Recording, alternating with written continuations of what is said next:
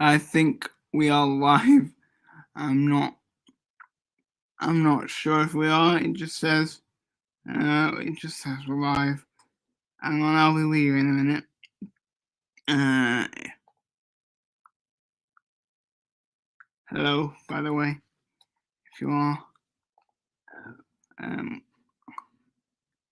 here. Uh,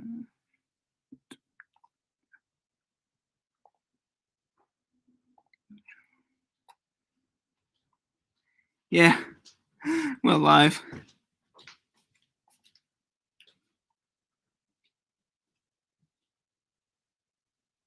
Yeah. All right, we're live. Right. Which window are we on? Today, I'm hoping to review the Beatles Get Back documentary that just came out on Blu-ray. I've got. It's not going to be a full, in-depth review. I'm not going to go into too much detail. Just what I enjoyed about it and what I didn't actually. I enjoyed all of it, so there won't be what I didn't enjoy. Apart from maybe they did Get Back, the song Get Back, a few too many times, and I got bored of that song. But the rooftop concert's phenomenal. But yeah, it just came out on Blu-ray. I've got it. I got it on Monday. Yeah, Monday, and I've watched the whole thing already in for 3 sittings. So yeah, it is phenomenal. If I just, oh no, we don't want to quit that. You want to quit that? I was hoping to do a review of the rooftop concert as well. I've got it here on Spotify, and hopefully the live streaming software I've got should allow me to share the screen. As you can see, we've got powered by StreamYard up here.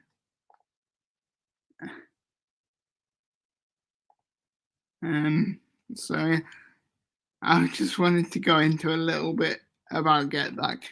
Get Back is the January 1969 sessions.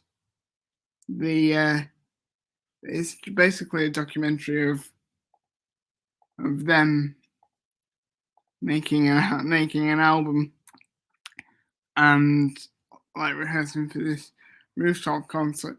It got released on. There was a film made in 1970 called Let It Be, which portrayed those sessions as to be very negative and very controversial time for Beatles. But there's this new footage that's been unearthed. I don't even know the right word. There's this new footage that's been found in a vault for 53 years. And filmmaker Peter Jackson that did the Lord of the Rings, I think it was, has basically restored it and made a film out of it. And it's phenomenal. You get to see him rehearse. Day one starts with Twickenham Film Studios, and they rehearse. They rehearse for a week there, and then they move to the Savile Row Studios, and then it ends. And then they do some more recording and rehearsing there, and then it ends with them doing the rooftop concert, obviously on the roof, and that's one album, and that is phenomenal. I had it on twice today. It got to the end. I'm like, right, I want to listen to that again, and I did. And yeah, that is phenomenal.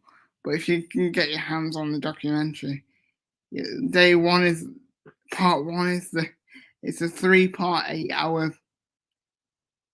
kind of marathony type film, and yeah, if you can get your hands on the documentary, that is phenomenal.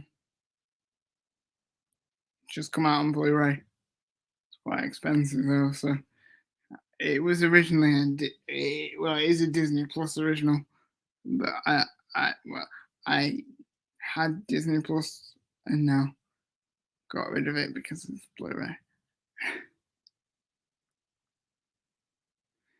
But yeah, part one focuses on them rehearsing at like Twickenham Film Studios, and one of the highlights of that part for me was watching Paul McCartney actually write Get Back. He's just sat in the chair and starts strumming a few chords, and he just almost plucks it out of thin air. It's phenomenal. And part one then ends on the bombshell of George Harrison leaving the band for a few days, and then the rest of the Beatles have a meeting with George to try and persuade him to come back into the band, and yeah, obviously successful because they then go on to record the Let It Be album. Some takes from the rooftop concert are actually on the Let It Be album, which I didn't know.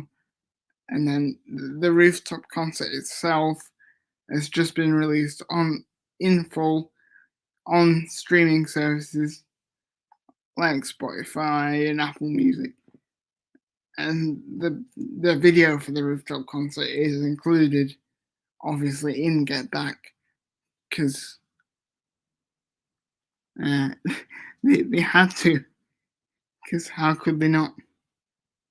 But yeah, you get to see like recording the album and having fun, because it was always a very negative time for the Beatles.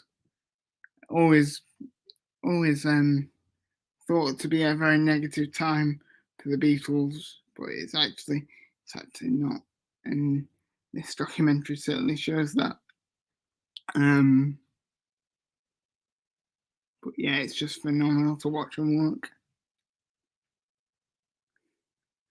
And you get to see Paul McCartney and John Lennon having fun.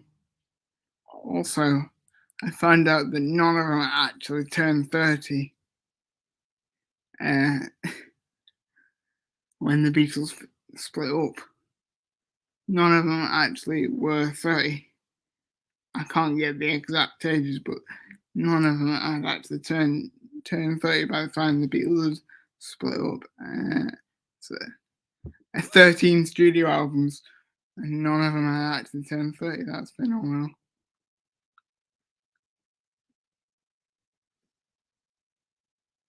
Yes. What do you want?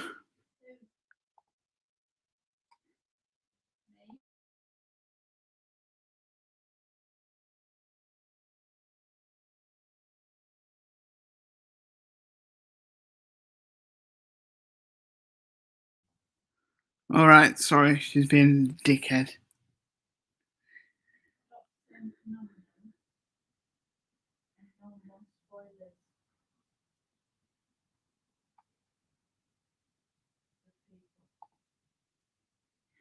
Who are you to tell me?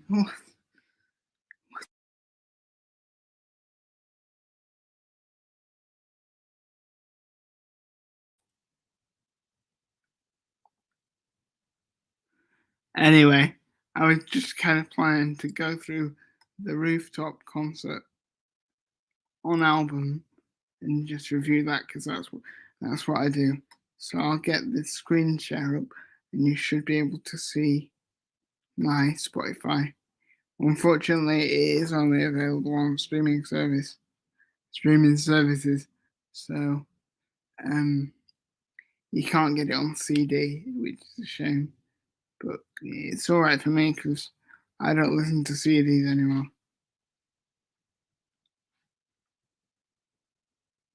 Let me just share my screen.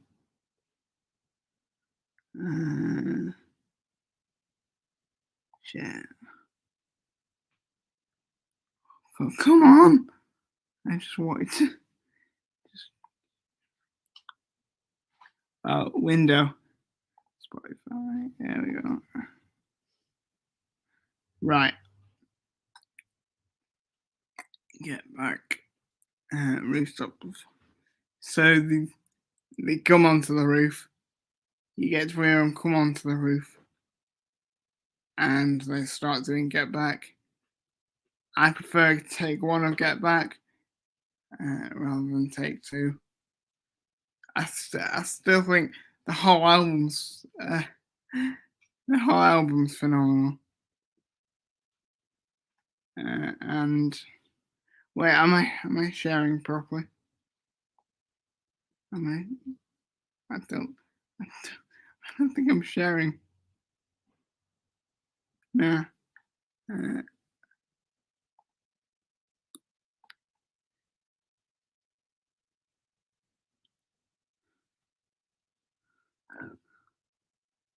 So yeah, Get Back take one. Personally, my favourite take of Get Back on the entire album because they do it 3 times. So Get Back take one, and then Get Back take two.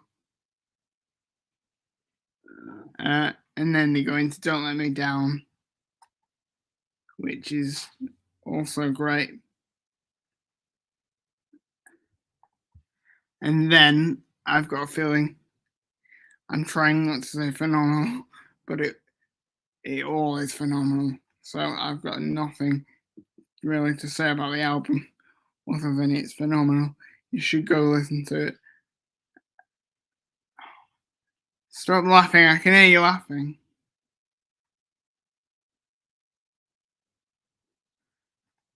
So yeah, I've got a feeling they're one after 909, which I hadn't heard before until they did it on this concert.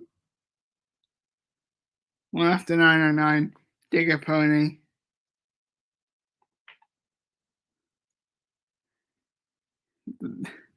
That's heavy as well. The versions of Get Back are heavy as well. I really like the versions of Get Back on this. And then just a really weird version of God Save the Queen, which doesn't really fit on this. I know it wasn't meant. I know this gig wasn't really meant to be released as an album, but it doesn't really fit on the Rooftop concert set list, in my opinion. And then I've got a feeling take two, and then you've got don't let me down take two, and then you've got Get Back take three, which is where Mal Evans, I think it's Mal Evans, unplugs John and Georgie's amps. You get to see him, like you get to hear him plug them back in. If you can see that moment on film, then you get to appreciate how funny it is. But yeah, go listen to the whole album. Go watch the whole documentary. It's fantastic. All right. I should hopefully be live streaming a bit more. If this one goes well, I'll watch it back and decide for myself. But yeah, see you next time. All right. How do we stop sharing? I actually don't know how to do that. Hopefully, if I just right. See ya. Bye. Sorry if this has been a bit crap because it's really my first one back in a while and first proper one using this new software. So yeah, see ya. Bye. And broadcast. There we go. Right, bye.